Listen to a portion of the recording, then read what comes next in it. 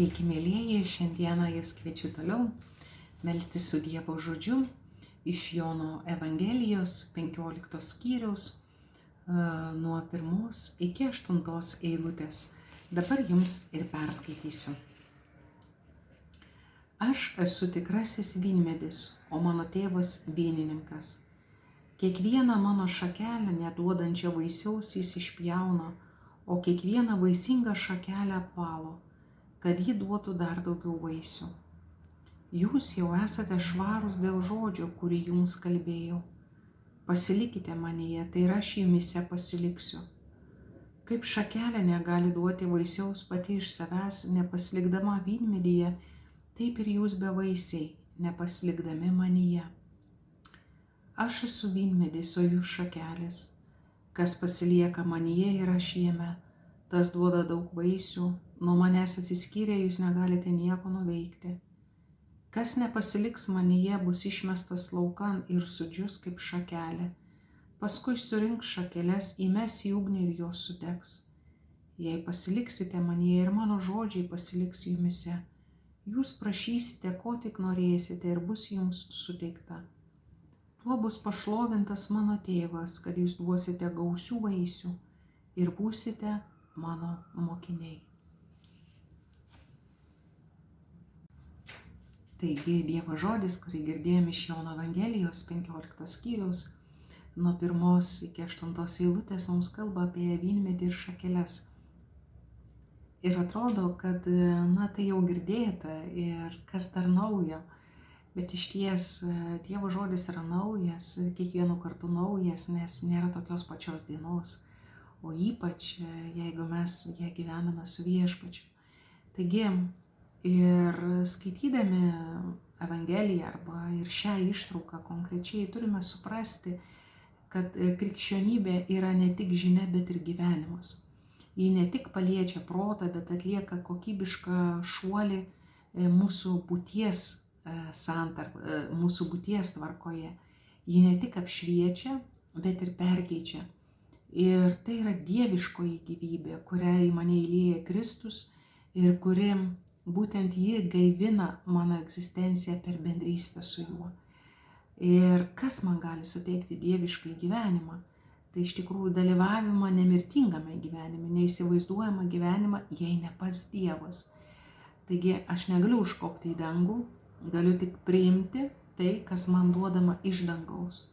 O būtent mes gauname iš dangaus bendrystę su Kristumi, vynmedžiu ir su jo broliais, tai yra kitomis šakelėmis. Taigi tėvas duoda gyvybę sūnui, o sūnus ją perduoda tiems, kurie yra susivieniję su juo. Ir štai yra toji tikrovė, kuri viską perkeičia, kuri perkeičia viską, visišką mūsų santykį su pačiu Dievu, su savimi, su artimu ir kitais. Ar kada nors mes susimąstėme apie dieviško gyvenimo unikalumą, o galbūt netgi ir konkrečiai turime pavyzdžių ir gal net savo gyvenime, ką reiškia gyvenimas be Dievo ir ką reiškia gyvenimas su Dievu. Ir iš tikrųjų neįmanoma išties gyvybę, neįmanoma duoti gyvybę ir dovanoti gyvybę kitiems, tą dvasinę prasme, nesusivienijant ir nebūnant vienybėje su Dievu. Taigi ir tai dar kartą ta vienybė su Dievu išryškina ir mūsų tapatybę, kad mes esame Dievo vaikai. Ir kad mums reikalingas tas santykis su Dievu tam, kad atpažintume, kas gera ir bloga, kad eitume Dievo keliais, gėrio keliais, artimo meilės keliais. Taigi ir čia yra nepakeičiamas mano kaip Dievo vaiko gyvenimui, kad santykis su Dievu mane gali padaryti kaip sveiką šakelę. Ne tik sveiką šakelę, bet ir duodančią vaisiaus. Taigi, be Dievo aš ne tik, kad neduosiu vaisių, bet aš būsiu negyvas. Dvasinė prasme, aš būsiu negyvas. Taigi, tai yra aukščiausias tikėjimo grožis.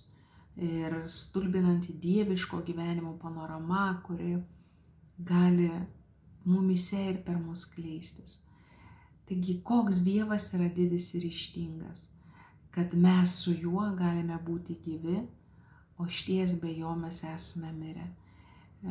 Taigi, su juo nemirtinga dieviško gyvenimo upė užlieja mus ir neša link dieviško vandenyno, beribio ir be saulėlydžio. Taigi, su Dievu aš esu viskas, be Dievo aš esu niekas. Ir čia mes galime kreiptis ir tarti: dėkoju tau, viešpatie, kupina susižavėjimo, kad atėjai sujungti mane su amžinuoju, iš tiesų su tėvu, amžinojo gyvenimo šaltiniu. Lygiai tau, kad nebūčiau nukirsta šaka be vaisių. Palaikyk manį gyvą suvokimą, jog man reikia nuolat Kristaus tavęs.